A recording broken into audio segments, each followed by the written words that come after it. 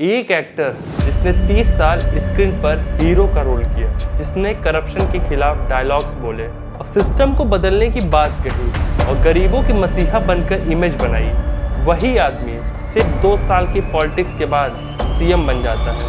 A lion is always a lion. There are so many jackals and other animals in the forest, but there will be only one lion, and even if it is single, it will be the king of jungle. ना decades का political experience, ना पुरानी cadre politics, ना traditional Dravidian roots, फिर भी लोग उसको vote देते हैं। सवाल ये है कि विजय जीत कैसे गए। सवाल ये है तमिलनाडु के लोग इतने डेस्परेट हो गए कि एक एक्टर को सीएम बना दिया। क्या ये मास्टर स्ट्रोक है या डेमोक्रेसी का सबसे इमोशनल एक्सपेरिमेंट? तमिलनाडु की पॉलिटिक्स बाकी स्टेट से अलग है। यहाँ आइडियोलॉजी बहुत स्ट्रांग रही है। द्रविडियन मूवमेंट ने डेकेड्स तक पॉलिटिक्स को कंट्रोल की। अब समझाता हूँ द्रविडियन मूवमेंट होता क्या है। द्रविडियन मूवमेंट तमिलनाडु में शुरू हुआ एक सोशल और पॉलिटिकल मूवमेंट था जिसका मेन गोल था कास्ट डिस्क्रिमिनेशन का विरोध करना और सोशल इक्वालिटी लाना, तमिल आइडेंटिटी को स्ट्रांग बनाना, हिंदी थोपने का विरोध करना और साउथ इंडियन लोगों को ज्यादा पॉलिटिकल पावर देना। इस मूवमेंट को सबसे ज्यादा बढ़ावा ईवी रामास्वामी ने दिया था। आज तमिलनाडु की मेजर पार्टीज जैसे डीएमके, एआईएडीएमके इसी द्रविडियन आइडियोलॉजी से निकली हैं। CN Annadurai, M Karunanidhi, Jayalalithaa, MG Ramachandran. Tamil Nadu में सिनेमा और पॉलिटिक्स का बहुत पुराना रिलेशन रहा है। एमजीआर और जयललिता भी एक्टर्स थे, लेकिन विजय का केस डिफरेंट है क्योंकि उनके जमाने में सोशल मीडिया नहीं था और विजय के सोशल मीडिया एरा है। Angry youth, anti establishment mood. Public ने सिर्फ विजय को चूज नहीं किया, सिस्टम को रिजेक्ट किया है। इसका मेन रीजन मैं आपको बताता हूँ। सालों तक तमिलनाडु की राजनीति 2 ही मुख्य पार्टियों के बीच घूमती रही है, डीएमके और एआईएडीएमके। हर चुनाव में चेहरे बदलते थे, लेकिन जनता को लगने लगा था पर राजनीति वही पुरानी चल रही है। एक तरफ परिवारवाद का आरोप, दूसरी तरफ भ्रष्टाचार की चर्चा, फिर वही पुराने वादे, वही राजनीतिक लड़ाइयाँ। धीरे धीरे खास कर युवाओं के अंदर एक थकान सी आने लगी। लोगों को महसूस होने लगा कि सिस्टम आगे बढ़ नहीं रहा है, सिर्फ घूम रहा है। जब किसी राज्य के लोगों को लगने लगे कि सत्ता बदल नहीं रही है, एक ही जगह घूमे जा रही है, तब वो किसी आउटसाइडर को मौका जरूर देते हैं और किसी नए चेहरे को मौका देने के लिए तैयार हो जाते हैं। This is a new beginning.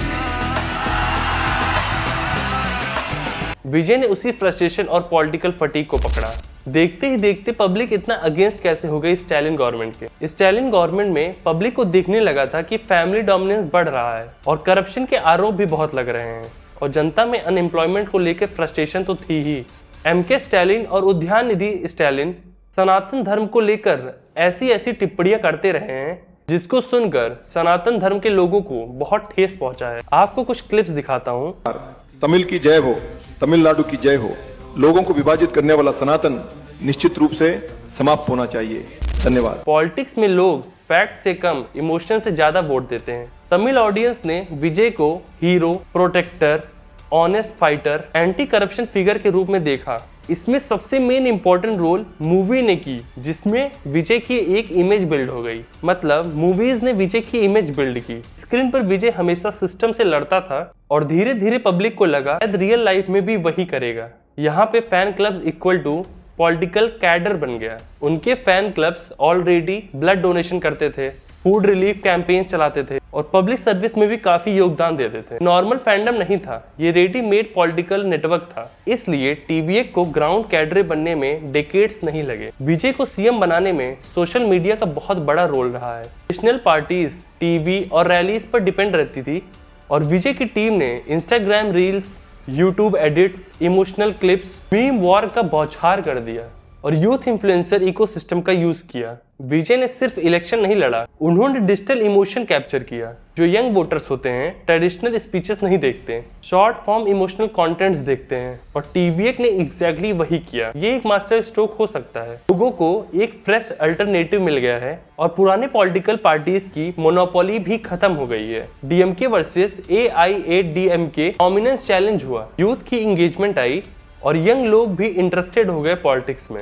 At least initially विजय पर ट्रेडिशनल ऑप्शन बैगेज तो नहीं है और विजय ने एक इमोशनल कनेक्शन भी बना लिया था जो कि एक स्ट्रॉन्ग स्टेबल सपोर्ट दे सकता है। क्या एक सुपरस्टार मुख्यमंत्री बनना इतिहास बदलने वाला फैसला है या फिर ये तमिलनाडु की राजनीति की सबसे बड़ी गलती हो सकती है? क्योंकि राजनीति में सबसे मुश्किल चीज चुनाव जीतना नहीं होता, सबसे मुश्किल होता है सरकार चलाना। और सरकार चलाना कोई फिल्म स्क्रिप्ट नहीं है जहां 3 घंटे में हीरो एंट्री ले, एक जोशीले भाषण दे, विलेन को हरा दे और सब ठीक हो जाए। असल राजनीति में चीजें बहुत अलग होती हैं। यहाँ हर फैसले का असर करोड़ों लोगों की जिंदगी पर पड़ता है। यहाँ इमोशनल डायलॉग नहीं, यहाँ ठोस नीतियाँ काम करती हैं। एक मुख्यमंत्री को सिर्फ जनता का प्यार नहीं चाहिए होता है, उसे चाहिए होता है प्रशासन की समझ, अर्थव्यवस्था संभालने की क्षमता, कानून व्यवस्था संभालने का अनुभव, केंद्र सरकार के साथ तालमेल, विदेश निवेश लाने की रणनीति और संकट के समय सही निर्णय लेने की क्षमता।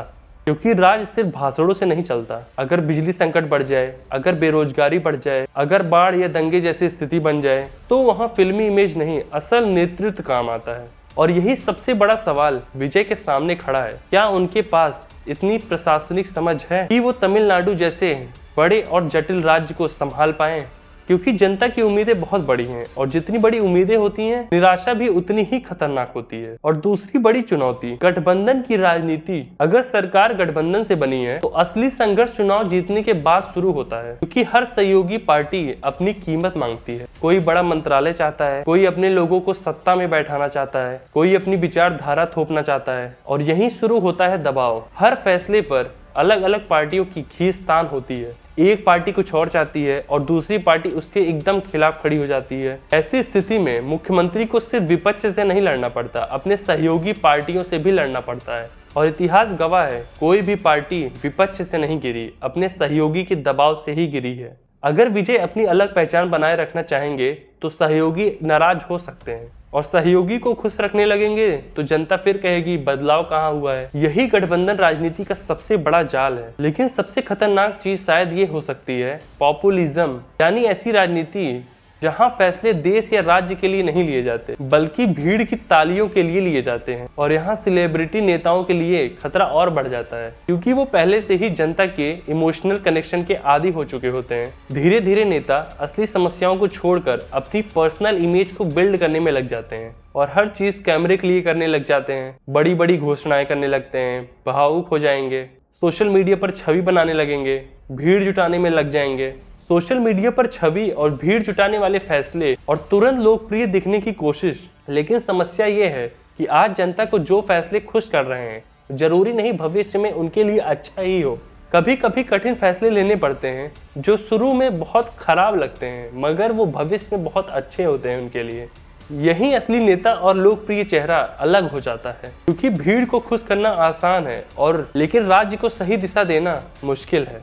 और सबसे बड़ा सवाल यही है, क्या विजय सिर्फ जनता के भावनाओं के नेता बनकर रह जाएंगे या फिर वो ऐसे प्रशासक साबित होंगे जो कठिन फैसले लेने में बिल्कुल हिचकिचाता ही ना हो, कठिन फैसले बहुत इजीली ले लेता हो। क्योंकि इतिहास में बहुत से सुपरस्टार राजनीति में आए और जनता ने उनको सर पर भी बैठाया, लेकिन सत्ता की जटिलताओं ने उनकी चमक को बहुत जल्दी ही खत्म कर दिया। अब सवाल ये उठता है कि जनता ने ऐसा रिस्क लेना क्यों सही समझा? जब लोग सिस्टम से उम्मीद करना छोड़ देते हैं तो वो परफेक्ट लीडर नहीं ढूंढते हैं, वो एक होप ढूंढते हैं और विजय उनके लिए होप बन गए, चाहे वो इमोशनल हो या रियलिस्टिक।